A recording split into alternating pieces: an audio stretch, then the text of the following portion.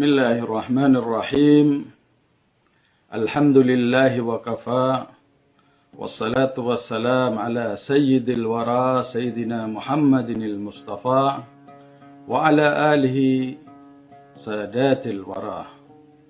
Amma ba'du, qala Allah ta'ala fil Qur'anil azim, wal 'ashr innal insana lafi khusr illa alladhina amanu wa 'amilus shalihat wa tawasaw bil haqq wa tawasaw bis sabr.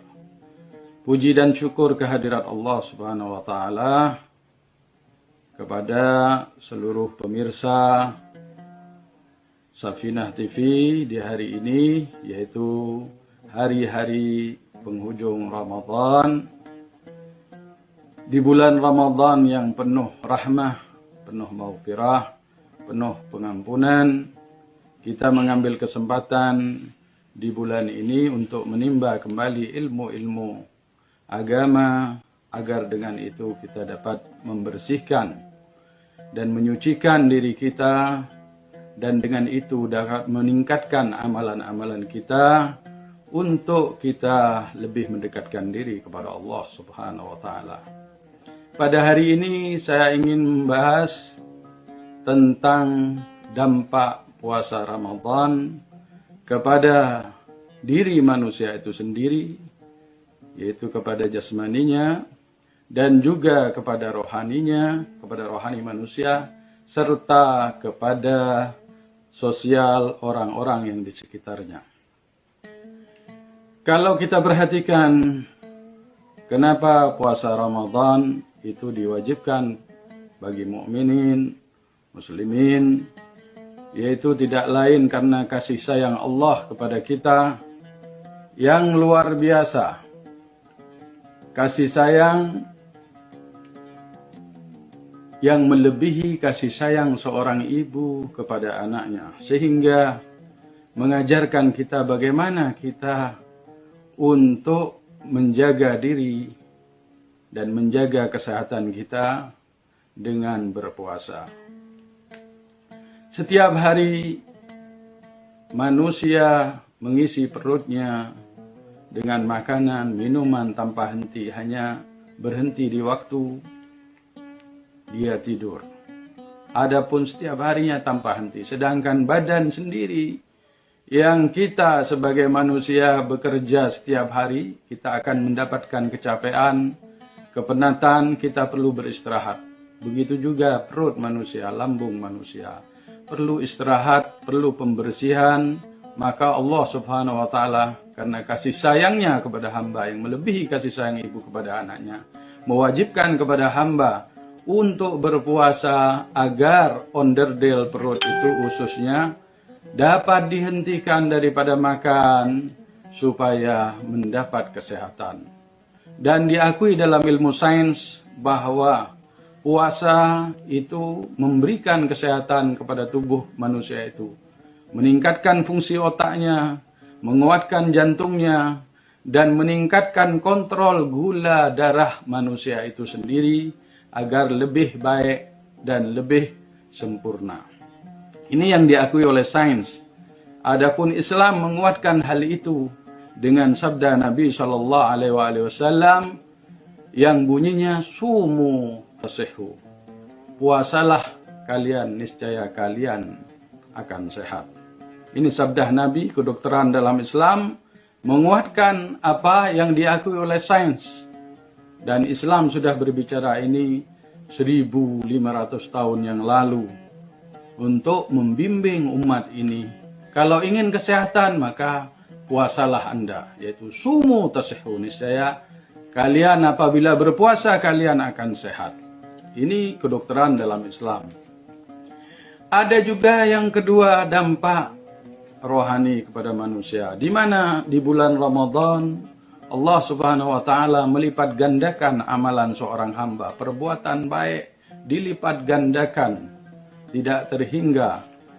Dan di bulan Ramadan juga dijadikan bulan maghfirah, bulan pengampunan, bulan inabah, bulan taubah. Yang bertaubat silakan mari, akan diampuni dosa-dosanya oleh Allah Subhanahu wa taala.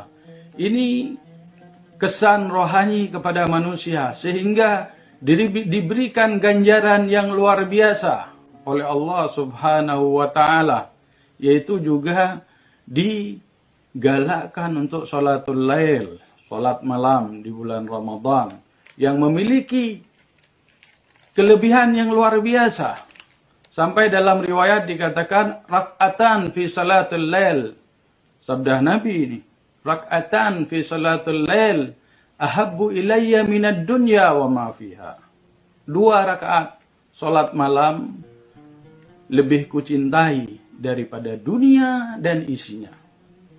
Ini kelebihan salat malam, apalagi dilakukan di bulan Ramadan. Ya, memiliki kelebihan-kelebihan yang luar biasa. Dan dikuatkan lagi oleh hadis Nabi sallallahu alaihi wasallam, "Alaikum bi salatil lail fa innahu sunnatu nabiyikum." Hendaklah kalian melakukan salat malam, karena salat malam itu adalah sunnah Nabi kalian. Wa da'bus salihin qablakum, dan adalah kebiasaan orang-orang saleh sebelum kalian. Wa mutridatud da'an ajsadikum, dan dapat mengusir penyakit daripada jasad-jasad kalian. Subhanallah, tadi kita membahas bahwa puasa dapat menyembuhkan penyakit, dapat menyehatkan badan, dapat meningkatkan fungsi otak. Di sini Rasulullah SAW juga mengatakan bahwa salatul lail, salat malam, dapat mengusir penyakit, dapat menyirnakan penyakit daripada jasad manusia itu. Ini kesan rohani yang Allah berikan kepada hambanya sebagai rahmat. Dengan mendekatkan diri kepada Allah, diangkat penyakitnya oleh Allah Subhanahu wa ta'ala. Bahkan Al-Imam Shadiq alaihissalam mengatakan, "Laisa min syiatina man lam yusalli salatal lail." Bukan daripada pengikut kami orang yang tidak mau salat malam. Orang yang tidak melakukan salat malam bukan pengikut Ahlul Bait. Ini dikuatkan bahwa pentingnya salat malam hingga menjadi ukuran, tolak ukur bahwa pengikut Ahlul Bait ialah yang salat malam. Dan di malam-malam Ramadan digalakkan salat malam.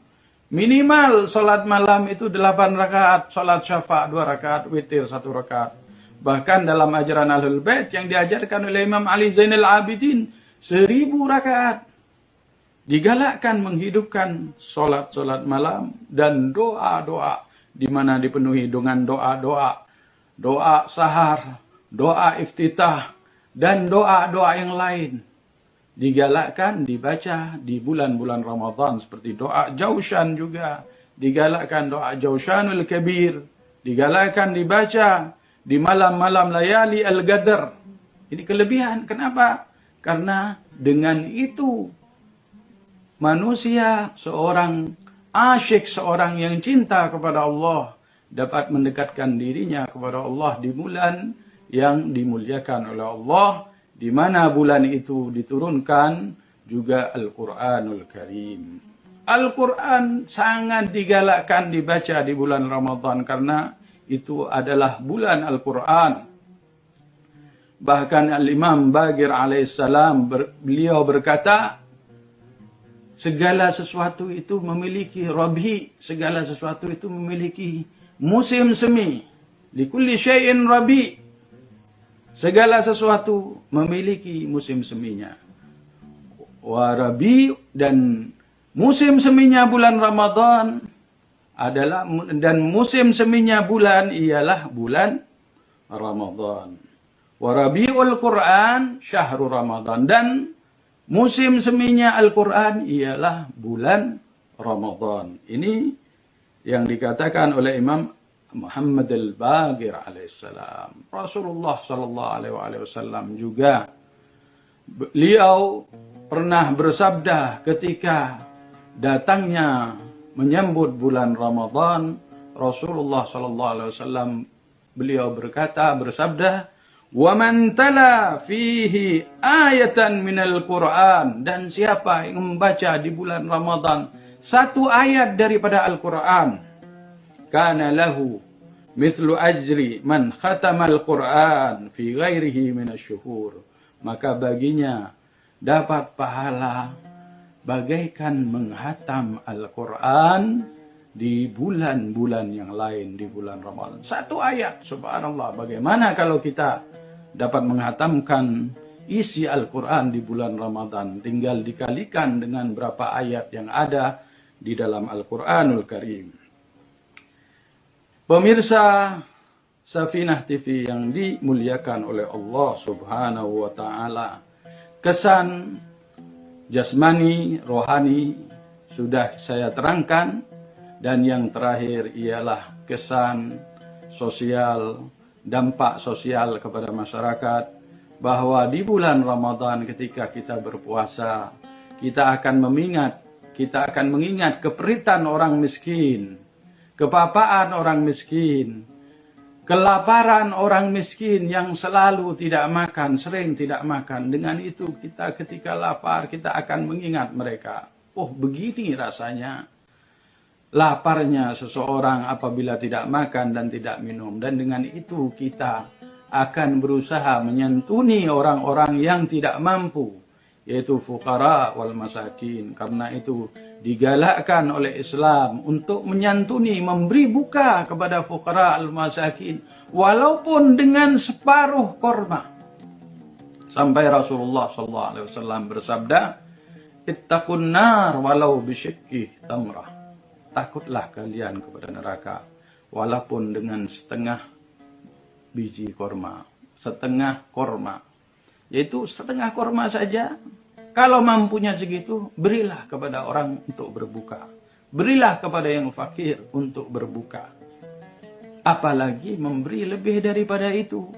Sehingga juga di bulan Ramadan digalakkan menyantuni fugara wal masakin dengan apa? Dengan zakatul mal.